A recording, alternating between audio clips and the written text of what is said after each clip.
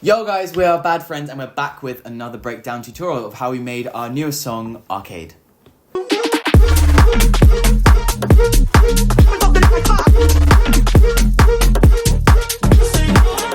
we got the project here.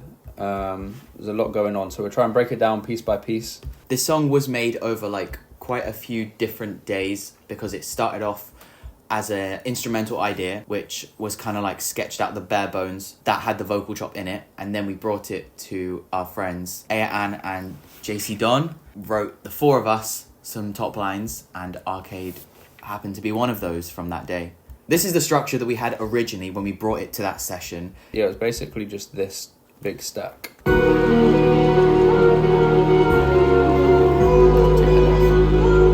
This is the chop on its own.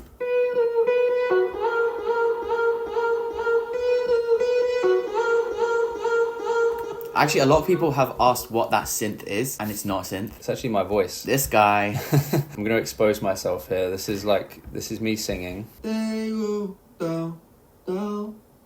you can kind of hear where all the parts come from. It's just me making random mouth noises. I knew the notes that were needed for the chop that I had in my head, so I just made a bunch of random noises. This is probably a lot longer. Okay, it's not on here. The actual voice note is probably a lot longer. And then I just chopped this section, bounced that, and then yeah, we ended up with this.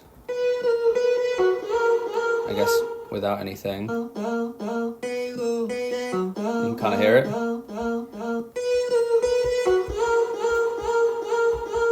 So when we wrote this track, we pretty much wrote it just over a loop, which was the stack that we showed before.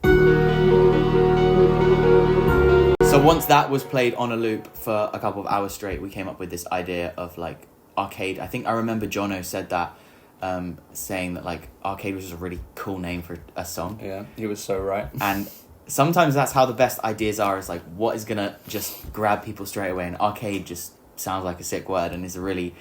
for me, it's a very striking image. Straight when you say arcade, you kind of think of bright colors and video games and all that stuff. So that kind of already put the song in a world where we could even lyrically bouncing off those ideas. Everyone came for the basses, so let's break those down. Okay, so there's a lot of call and response stuff going on here. So we've got this first bass from Current, and it's this. Like a big growl, sounds like a tiger. Pretty sick. And that goes into these punchy, more percussive basses, I guess. Which are made of two different layers as well. There's a sub and a top layer. Yeah, so they're separated. You've got... That's the top part. And then you probably won't hear this on phone speakers, but... Those kind of go together, I'd say, in an A part. And then there's a B response part, which is a more sort of subby, it's like a, whatever you'd call that. Feels very, very UK garage. Oh, there's another one I forgot about. These It's made of A, B... It's A, B, A, C, I guess. I guess there's a reverb that opens up, on the last one.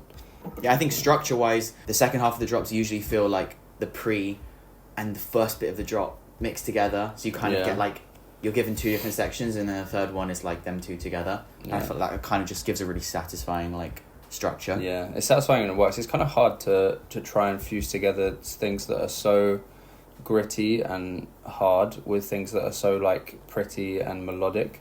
But I think we found a pretty good balance here, because even the transition here... Smooth, you know? We've put the acapella for this on our SoundCloud, so if you guys want to have a go at remixing it, make sure to go and download it. It's a free download, so grab it and show us what you want to do with the track. If you guys got any more questions, just leave it in the comments, and yeah, we'll answer what we can.